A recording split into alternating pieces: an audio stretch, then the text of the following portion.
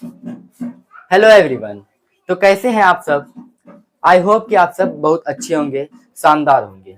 दोस्तों, एमटीएस और हवलदार की पोस्ट पर एक शानदार वैकेंसी का नोटिफिकेशन जारी कर दिया गया है। इसमें आपको सिर्फ 2 सब्जेक्ट पढ़ना पड़ता है और उसी से आपका मेरिट बनेगा। ये वैकेंसी 2 पदों पर निकल कर आई है। पहला एमटीएस की पद और दूसरा हवलदार की पोस्ट रहने वाली है।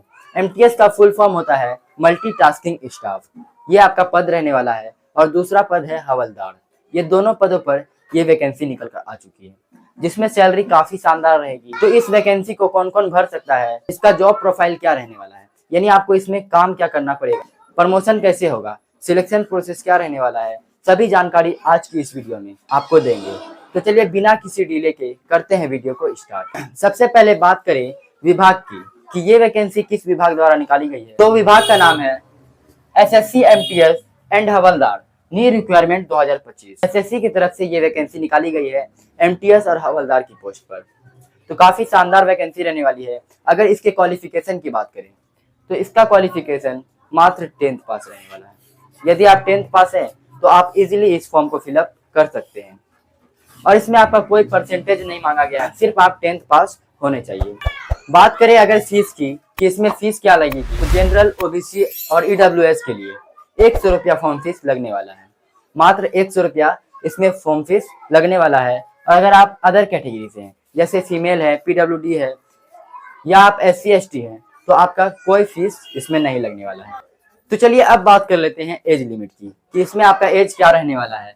अगर एज लिमिट की बात करें तो 18 वर्ष से 25 वर्ष इसमें आपका एज लिमिट रहेगा और किसी किसी पोस्ट के लिए 18 वर्ष से 27 वर्ष भी इसमें एज लिमिट रहने वाला है। जैसे हवलदार की पोस्ट के लिए आपका एज लिमिट 18 वर्ष से 27 वर्ष तक रहने वाला है। अगर एज काउंटिंग की बात करें तो एज काउंट आपका 1/8/2025 से किया जाएगा, यानी 1/8/2025 तक आपका मिनिमम एज 18 वर्ष और मैक्सिमम एज 25 वर्ष तक होना चाहिए, तभी आप इस फॉर्म को अप्लाई कर सकते हैं।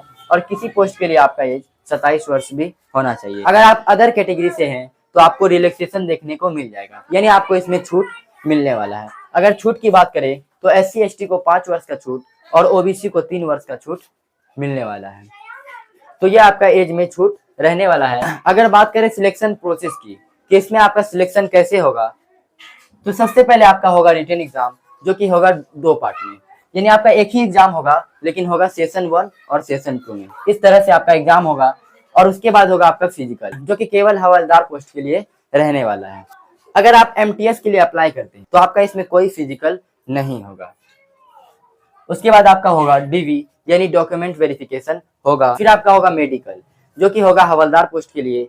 इसमें भी आप अगर एमटीएस पोस्ट के लिए अप्लाई करते हैं तो आपका मेडिकल और फिजिकल दोनों ही नहीं होने वाला है। और अगर आप हवलदार के लिए अप्लाई करते हैं तब आपका फिजिकल और मेडिकल होगा। बात कर लेते हैं अगर सेशन 1 की सिलेबस की कि एग्जाम में आपका सिलेबस क्या रहेगा। तो इसमें आपका सेशन 1 में 40 क्वेश्चन 120 मार्क्स का रहने वाला है, जिसमें आपको प्रत्येक क्वेश्चन के लिए 3 मार्क्स दिया जाएगा। जिसमें अगर टाइम की बात करें तो 45 मिनट का आपको टाइम दिया जाएगा और इसमें आपका कोई भी नेगेटिव मार्किंग नहीं रहेगा। बात करें अगर सब्जेक्ट की तो इसमें आपका सब्जेक्ट मैथ से 20 सवाल और रीजनिंग से 20 सवाल रहने वाले हैं। ये जो सेशन 1 आपका एग्जाम होगा वो आपका रहने वाला है क्वालिफाई नेचर का। सेशन 1 आपका एग्जाम होने वाला है वो रहने वाला है क्वालिफाई नेचर का, यानी आपका इससे मेरिट नहीं बनेगा।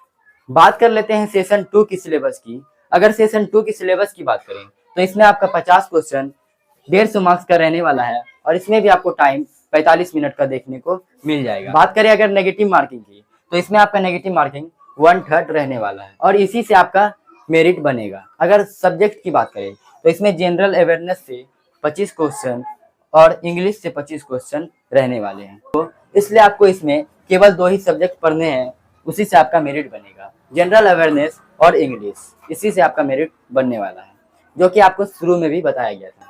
तो चलिए अब बात कर लेते हैं फिजिकल की। अगर फिजिकल में हाइट की बात करें तो मेल के लिए हाइट 157 सेंटीमीटर हाइट रहने वाला है। अगर फीमेल की हाइट की बात करें तो 152 सेंटीमीटर फीमेल का हाइट रहने वाला है। चेस्ट की बात करें तो 76 सेंटीमीटर चेस्ट और 5 सेंटीमीटर फुला के चेस्ट लगने वाला है। इसमें फीमेल के लिए वेट 48 केजी मांगा गया है और मेल के लिए इसमें वेट नहीं लगने वाला है। अगर रनिंग की बात करें, रनिंग इसमें 1600 मीटर 15 मिनट में दौड़ना होगा। ये मेल के लिए रनिंग रहने वाला है। 1600 मीटर 15 मिनट में रनिंग करना होगा। वहीं फीमेल को रनिंग 1 किलोमीटर 20 मिनट में रनिंग करना होगा। और इसमें आपको साइकिलिंग भी आना चाहिए। अगर साइकिलिंग की बात करें तो 8 किलोमीटर 30 मिनट में मेल के लिए साइकिल आपको चलाना होगा। 8 किलोमीटर 30 मिनट में साइकिल चलाना होगा। अगर फीमेल की बात करें तो इसमें 3 किलोमीटर 25 मिनट में साइकिल चलाना होगा। तो इसमें आपको साइकिलिंग आनी चाहिए। अगर बात करें सैलरी की कि इसमें सैलरी क्या रहेगी, तो इसमें सभी पोस्ट के लिए सैलरी 30,000 तक सैलरी रहने वाली है। 30,000 प्लस इसमें सैलरी रहने वाली है। अगर बात करें अप्लाई डेट की तो इसका अप्लाई डेट ऑलरेडी स्टार्ट है, यानी इसका अप्लाई डेट 26 जून से स्टार्ट हो गया है। अगर बात करें लास्ट डेट की तो इसका लास्ट डेट 24 जुलाई तक रहने वाला है। वहीं बात करें एग्जाम डेट की तो इसका एग्जाम 20 सितंबर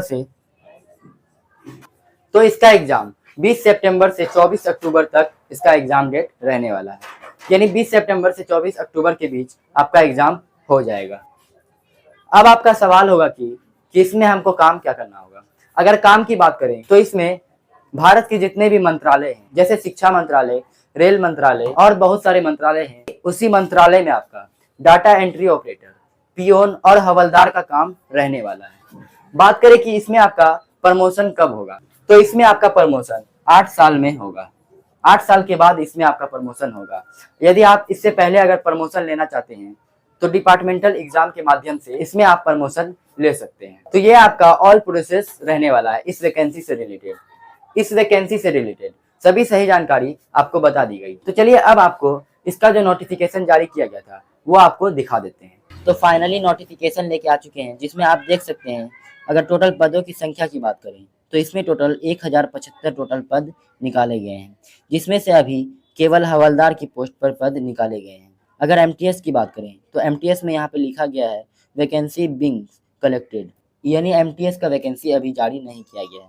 अगर आप इसको डिटेल्स में जानना चाहते हैं तो आप इसके ऑफिशियल वेबसाइट, इस वेबसाइट पे जाकर आप इसके वैकेंसी के बारे में डिटेल्स में जानकारी ले सकते हैं। या अगर बात करें जोन वाइज वैकेंसी की तो यहाँ पे जोन वाइज वैकेंसी दिया गया है, जिसमें आप देख सकते हैं औरंगाबाद है हवलदार के लिए यूआर में 1 पद, एससी में 1 पद, ओबीसी में 1 पद और ईडब्ल्यूएस में 2 पद रहने वाले। इस तरह से आप सभी का देख सकते हैं। अगर सबसे अधिक पद की बात करें कि किसमें सबसे अधिक पद निकाले गए हैं तो यहाँ पे दिया गया है 20 नंबर में मुंबई कस्टम हवलदार के लिए टोटल 491 पद निकाले गए हैं। सबसे अधिक इसी में पद निकाले गए हैं। अगर इसके टोटल पदों की संख्या की बात करें तो 1075 टोटल पद रहने वाले हैं और इसमें आपका कोड भी रहने वाला है। अगर कोड की बात करें तो यहाँ पे आपका कोड दिया गया है। एमटीएस के लिए चंडीगढ़ के लिए 12 नंबर कोड रहने वाला है और हवलदार की चंडीगढ़ के लिए 11 नंबर कोड रहने वाला है। इसी तरह से सभी का यहाँ पे कोड दिया गया है। अगर आप इसको डिटेल्स में जानना चाहते हैं तो उसके ऑफिशियल वेबसाइट पर जाकर जो आपको बता दिया गया है, ये आपका ऑफिशियल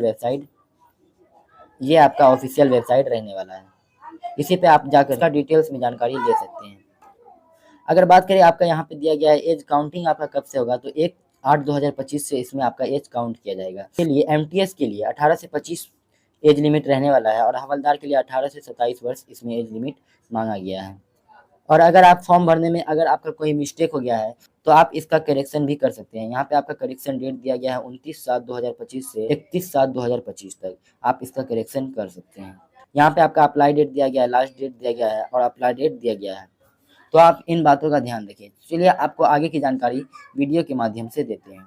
तो जैसा कि आपको नोटिफिकेशन दिखा दिया गया और सभी जानकारी अच्छी तरह से बोर्ड पर दे दी गई है। उम्मीद है कि अब आपका कोई भी डाउट नहीं होगा। यदि अब भी आपका कोई डाउट है तो आप हमें कमेंट सेक्शन में कमेंट करके सवाल कर सकते हैं। हमारी टीम आपके सवालों का जवाब देने की पूरी तरह से कोशिश करेगी। आपसे मिलते हैं अगले वीडियो में इसी तरह की वैकेंसी के साथ। तब तक आप अपना ख्याल रखिएगा। Bye bye, take care.